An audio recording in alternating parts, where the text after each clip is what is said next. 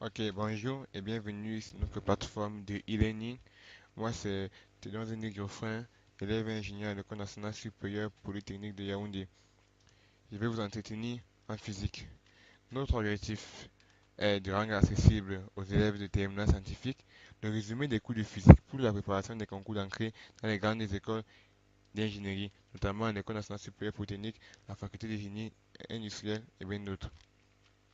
Le programme, le programme de physique s'articule autour de 8 chapitres phares entre autres calcul scientifique, la mécanique générale, les phénomènes périodiques et systèmes oscillants mécaniques, l'électricité générale, l'optique géométrique et ondulatoire, phénomènes vibratoires et ondulatoires, phénomènes corpusculaires et enfin la thermodynamique. Ok, concernant le premier chapitre, calcul scientifique, nous verrons l'analyse dimensionnelle. Par dimension, nous entendons l'unité d'une grandeur. Ensuite, le calcul d'incertitude, nous verrons comment calculer l'erreur absolue, l'erreur relative associée à un résultat ou grandeur physique. Ensuite, nous verrons quelques systèmes de coordonnées, en particulier le système cartésien, le système cylindrique, le système sphérique. Rappelons que ces systèmes permettent vraiment de simplifier l'étude de certains systèmes mécaniques. Ensuite, nous entrons dans le vif du sujet. Au chapitre 2, nous aurons la mécanique générale. Nous verrons les actions mécaniques et interactions, comme par exemple les interactions gravitationnelles, électriques, fortes. Ensuite, nous verrons la cinématique. Nous présenterons progressivement les typologies des mouvements, les mouvements ralentis, les mouvements uniformes, les mouvements accélérés. Puis la dynamique. Ici, nous allons appliquer une des lois de Newton, ainsi que le principe fondamental de la dynamique pour étudier les grandeurs caractéristiques d'un système en mouvement. Ensuite, nous étudierons quelques mouvements particuliers, par exemple les mouvements de translation, les mouvements circulaires, les mouvements rectilignes et bien d'autres. Ensuite, nous reviendrons sur la notion d'énergie et de quantité de mouvement vue en classe de première. Et puis, nous appliquerons tout cela à la théorie des chocs. Notre troisième chapitre sera les phénomènes périodiques et systèmes oscillants mécaniques. Ici, nous caractériserons les mouvements périodiques et donnerons la représentation de Fresnel pour chacun d'eux. Ainsi, nous reviendrons sur l'étude de la stroboscopie. Rappelons que la stroboscopie fait partie des notions un peu mal assimilées en classe de terminale. Ici, nous livrerons toutes les ambiguïtés à ce sujet.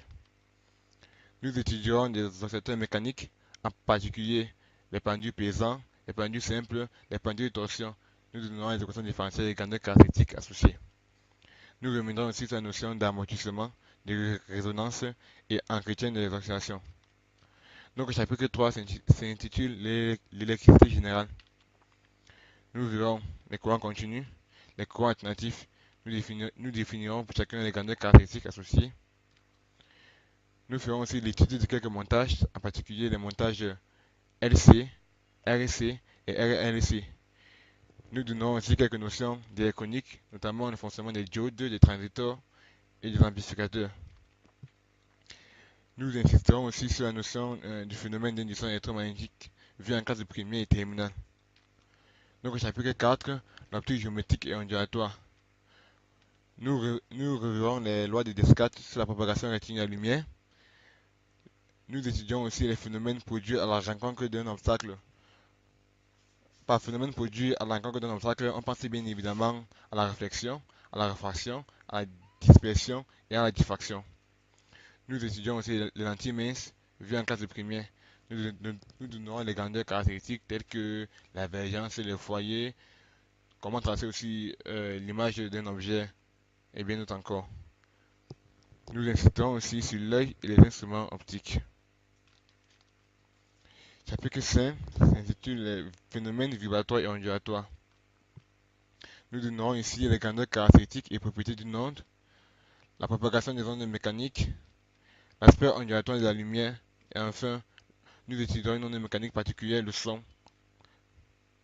Au chapitre 6, nous verrons les phénomènes corpusculaires. L'aspect corpusculaire de la lumière, ici nous verrons la lumière plutôt comme étant une corpuscule. Nous étudierons quelques rayonnements spéciaux, par exemple le laser, les rayons X, les rayons ultraviolets. Nous donnerons les modes de fonctionnement, les propriétés. Nous verrons aussi la radioactivité, c'est-à-dire la décomposition des atomes. Voilà, chapitre 6, chapitre 8, pardon, dernier chapitre, c'est la thermodynamique. Ici, nous allons définir les grandeurs physiques associées, notamment la température, la pression, les volumes et la quantité de matière. Nous verrons aussi l'équivalence entre travail et chaleur. Nous étudierons quelques transformations thermodynamiques, transformations réversibles, adiabatiques et bien d'autres encore. Et enfin, nous étudierons en notion de gaz parfait, les propriétés et les caractéristiques. Ok, parvenons au thème de cette vidéo en espérant que vous suivez la prochaine vidéo. Nous vous souhaitons une bonne continuation et tenons à vous rappeler que vos questions sont les bienvenues sur notre plateforme. Merci.